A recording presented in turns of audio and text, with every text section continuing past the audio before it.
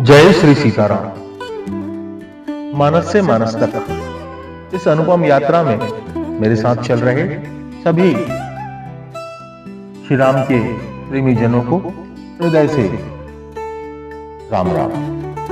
आइए प्रियजनों, इस यात्रा में आज का प्रसंग लेते हैं। आज का प्रसंग है बालकांड संत वंदना प्रकरण दोहा क्रमांक 3।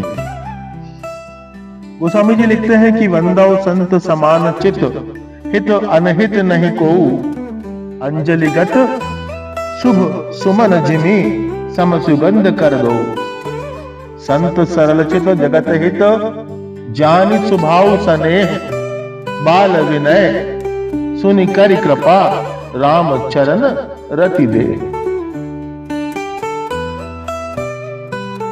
बड़े विनीत भाव से तुलसीदास जी कहते हैं कि मैं संतों को प्रणाम करता हूं जिनका चित्त समान है, अर्थात जिनके चित्त में समता भाव है, जिनका न कोई मित्र है न शत्रु।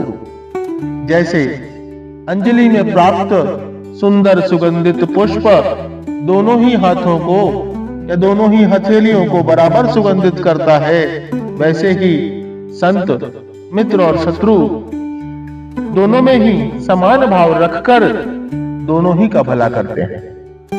संत सरल चित्त और जगत हितकारी होते हैं, ऐसा उनका स्वभाव है और स्नेह जानकर मैं विनय करता हूं। मेरी बाल बुद्धि मेरी बाल विनय सुनकर हे संत जनों, कृपा करके मुझ बालक को श्री राम चरण के नजदीक लाते हुए, श्री राम चरणों के पास लाते हुए, या यूं कहे कि श्री राम जी के जो चरण कमल हैं उनमें प्रेम प्रदान कीजिए। यह भाव है, यह अर्थ है इस दोहे का। अब चले तो सबसे पहले जो मानव बुद्धि में प्रश्न आता है कि संत कैसे होते हैं, इनकी महिमा क्या है।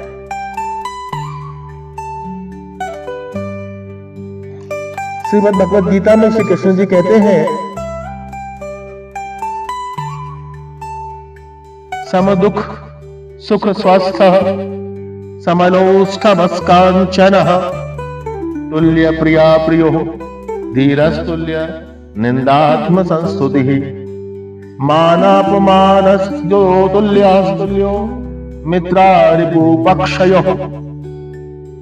अर्थात जो निरंतर अपनी आत्मा में स्थित रहकर दुख और सुख को समान समझते हैं, मिट्टी पत्थर स्वर्ण को एक समान जानते हैं, प्रिय और अप्रिय को एक सा मानते हैं, अपनी निंदा और स्तुति दोनों ही में समभाव रखते हैं, मान और अपमान दोनों ही स्थिति में एक से रहते हैं, मित्र और शत्रु के समान समभाव से व्यवहार करते हैं। ये सभी भाव संत चित्त अर्थात समान चित्त में नहीं है, ऐसा स्वभाव होता है संतों का। यह गोस्वामी जी समान चित्त और जगत हित यह कहकर ईश्वर की पराशक्ति को प्राप्त संतों की वंदना सूचित कर रहे हैं। अर्थात वे संत जिन्होंने पूर्ण परात्पर परब्रह्म की पराशक्ति को प्राप्त कर लिया है, उन संतों की वंदना करते हैं गोस्वामी जी। समः सर्वेषु भूतेषु मद भक्तिम लभते परा। थोड़ा आगे चले तो दोहे का अगला पद है अंजलिगत शुभ सुमन जिमी। अंजल स्थानि पुष्पाणि वासयन्ति करद्वयम् अहो सुमनसां प्रीतिर वाम दक्षिणयो समः। पुष्प से संतों की तुलना की गई है। कि एक हाथ से पुष्प तोड़ करके दूसरे हाथ में रखने से पुष्प एक हाथ को मित्र और दूसरे को शत्रु का विचार नहीं रखता।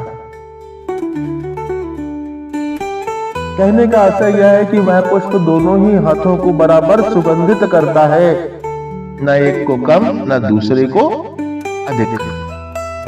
ऐसा ही स्वभाव है संतों का। बड़ा कोमल हृदय और बड़ा निश्चल स्वभाव होता है। वे तो अपने पर अपकार करने वालों पर भी निरंतर उपकार करते रहते हैं। क्या स्वभाव महाराज कि संतजन अपनों पर या स्वयं पर हो रहे अपकार के प्रति उत्तर में भी उपकार ही करते हैं। काटई परसु मलय सुनु भाई, निज गुण देह सुगंध बसाई। चंदन को काटने वाली जो कुल्हाड़ी होती है ना महाराज, वह कुल्हाड़ी भी सुगंधित हो जाती है। यहां चंदन कुल्हाड़ी का स्वभाव नहीं लेता, वरन कुल्हाड़ी को अपना स्वभाव, अपनी सुगंध दे देता है। यही संतों का गुण है। एक और भाव यहां पर आता है कि फणी मणि सम निज गुण अनुसरहि। भाव यह है कि मणि सर्प के मस्तक में रहती है और विष भी वहीं रहता है, पर मणि में विष का मारक गुण नहीं आने पाता। आशा यह है कि सर्प का संसर्ग पाकर भी मणि उसके विष को ग्रहण नहीं करती, प्रत्युत मणि विष को मारती है। वैसे ही संत यदि दुष्टों के बीच में पड़ जाते हैं तो भी दुष्टों की दुष्टता उनमें नहीं आने पाती। दुष्टों के संग का प्रभाव संतों पर नहीं पड़ता। महाराज संत तो वे विभूतियां हैं जो सिर्फ अपना स्वभाव देना जानते, सद्गुण देना जानते, दुर्गुण तो उन्हें छू भी नहीं पाता। पारस संतहु महबर अंतर जान, वह लोहा सोना करे यह कर आप समान। यही गुण है साधुओं के, संतों के। अगला पद आता है महाराज, सरल चित जगत हित। गोस्वामी जी यह विशेषण देकर यहां स्पष्ट करते हैं कि संत स्वभाव से सरल चित्त है और सरल चित्त होने से ही यह सब पर निश्चल स्नेह रखते हैं, राग द्वेष रहित है, हित अहित नहीं को। इसी से जगन मात्र के ये हितैषी हैं। अर्थात ये निश्चल हैं, इसीलिए सब पर एक सा प्रेम रखते हैं। सरल स्वभाव छुअत छल नहीं, इनके हृदय में किसी प्रकार का कोई छल इत्यादि नहीं होता। नाथ सुहृदय सुखी सरल चित, सील स्नेह निधान, सब पर प्रीति प्रतीति जिय जानई आप समान। बड़े हृदय से गोस्वामी जी प्रार्थना करते हैं, इसलिए हमारे दोष न देखिए संतजनों, हमारे दोष न देखिए। आपका उद्देश्य जगत का हित करना है, अतः मेरा भी हित कीजिए। जैसे आपका चित्त निर्विकार है, मेरा भी चित्त वैसा ही कर दीजिए। जैसे आप में श्री राम पद रति अर्थात पराभक्ति प्रभु के प्रति है, वैसी ही प्रीति और भक्ति मुझे दीजिए। फिर बाल विनय से आशय यह है कि हे संतजनों, मैं बच्चा हूं, आप मेरे माता पिता हैं। मेरे वचन बालक के तोतले वचन के समान है। जैसे माता पिता बच्चे के तोतले वचनों को प्रसन्न मन से सुनते हैं और उसका आशय समझ लेते हैं, जो कुछ वह मांगता है उसे दे देते हैं, वैसे ही हे संतजनों, मेरी टूटी फूटी भाषा में जो वंदना है उसकी अटपट वाणी पर ध्यान ना दे करके अपनी ओर से कृपा करके श्री राम पद प्रीति मुझे प्रदान कीजिए। अब अगले पद को देखते हैं महाराज। तो आता है एक करी कृपा। करी कृपा से गोस्वामी जी यह भाव स्पष्ट करते हैं कि हे संतजनों, मैं इस योग्य नहीं हूं, अतः आप अपनी ओर से कृपा कीजिए। कारण यह है कि बिना संतों की कृपा के मुझे श्री राम पद रति अर्थात श्री राम पद में प्रीति नहीं मिल सकती। सब कर फल हरि भगति सुहाई, सो बिनु संत न काहू पाई। जय श्री राम। अब चलते हैं अगले प्रश्न की तरफ कि संतों की महिमा क्या है। एक कथा आती है कि एक बार स्वर्ग में एक सभा हुई जिसका विषय यह था कि उस सभा में उपस्थित देवगणों को संतों की महिमा का बखान करना था।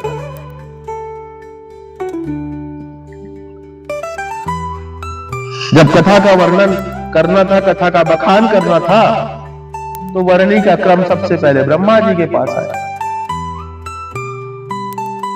ब्रह्मा जी ने संत महिमा पर कहना आरंभ किया। कहते कहते काफी समय व्यतीत हो गया, काफी समय व्यतीत हो गया महाराज, परंतु कहीं पर विराम की स्थिति नहीं बनी। ऐसी स्थिति में श्री सरस्वती जी कहती हैं कि कब तक ब्रह्मा जी ही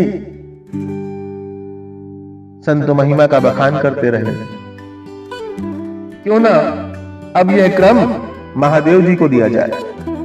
कारण यह है कि इनके 5 मुख हैं। महादेव जी ने भी बड़ी प्रसन्नता से वर्णी स्वीकार की और प्रसन्न मन से संत महिमा कहने लगे। तो श्री महादेव जी संत महिमा कह रहे थे, तो कहते कहते कहते समय व्यतीत होने लगा। कई दिन व्यतीत हो गए, न विराम आया कहीं और न अंत हुआ। तब श्री कार्तिकेय जी ने वर्णी ले ली और श्री कार्तिकेय जी ने वर्णन करना आरंभ किया।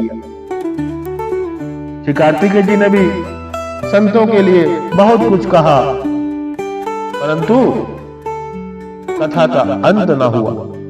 तब माता पार्वती जी बोल उठी कि हे देवताओं, आप सभी बड़े स्वार्थी हो, मेरे छोटे से बालक को